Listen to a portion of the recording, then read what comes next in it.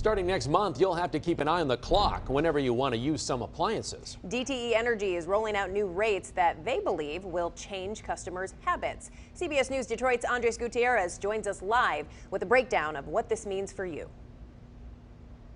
Shayna, people have likely received this piece of mail from DTE explaining the new pricing structure. You'll be paying more between the hours of 3 and 7 p.m. during the weekdays, and customers are already bracing for these changes.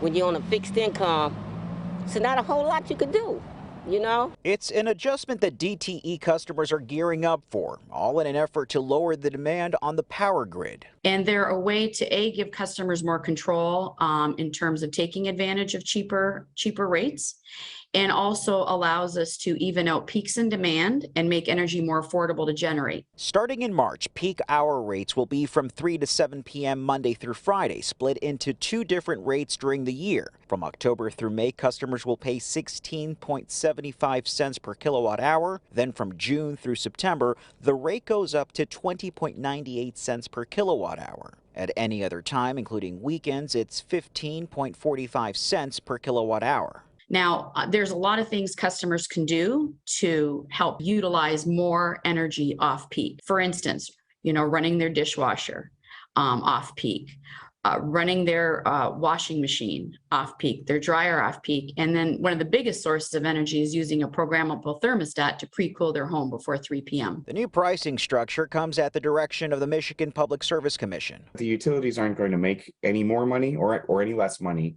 as a result of this program. That the way that customers pay may shift a little bit. As of now, the changes only apply to residential customers. What do you say to those folks who feel a little bit frustrated about this pricing structure?